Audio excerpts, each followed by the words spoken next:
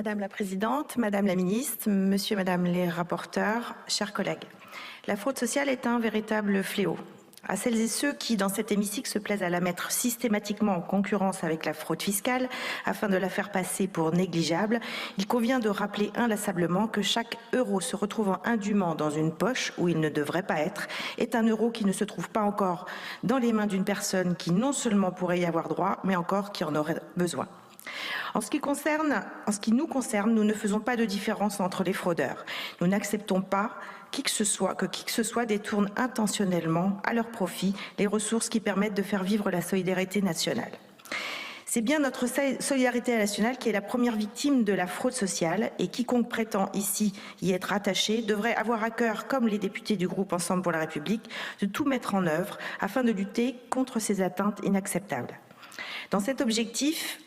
C'est dans cet objectif que Gabriel Attal, alors ministre chargé des Comptes publics, a lancé en juin 2023 un plan de lutte contre toutes les fraudes aux finances publiques, dont les fraudes sociales. Lors d'un point d'étape organisé le 14 mars dernier, les ministres Amélie de Montchalin et Catherine Vautrin ont dressé un premier bilan démontrant l'efficacité des mesures prévues par cette feuille de route gouvernementale. Tandis que les montants de fraude détectés n'atteignaient que 0,6 milliard d'euros en 2012 et 1,2 milliard d'euros en 2020, les fraudes détectées et redressées en 2024 sont estimées à hauteur de 2,9 milliards d'euros dans le champ des organismes de sécurité sociale. Elles ont également relevé qu'en matière de lutte contre le travail dissimulé, les recouvrements se sont élevés à 121 millions d'euros en 2024, soit une hausse de plus de 50% par rapport à ceux enregistrés en 2023. Ces résultats sont plus qu'encourageants et appellent à la poursuite du déploiement de mesures contenues au sein du plan afin de moderniser les stratégies de contrôle des organismes de sécurité sociale et de renforcer l'arsenal juridique à leur disposition.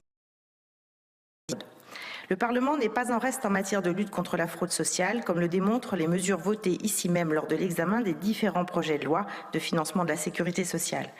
Si le chemin qui nous reste à parcourir en matière de lutte contre la fraude est encore long, et que la puissance publique devra en toute hypothèse s'adapter sans cesse à la créativité mal employée des fraudeurs, force est de constater que nous sommes engagés sur la bonne voie. Il nous faut néanmoins poursuivre et amplifier nos efforts, que ce soit en matière de détection de la fraude, souvent invisible par nature, mais également en matière de prévention de celle-ci, laquelle peut notamment passer par la sécurisation des données et le pré-remplissage des déclarations pour l'ouverture des droits et gestion des prestations, comme cela est désormais le cas pour les déclarations trimestrielles de ressources pour les bénéficiaires du revenu de solidarité active.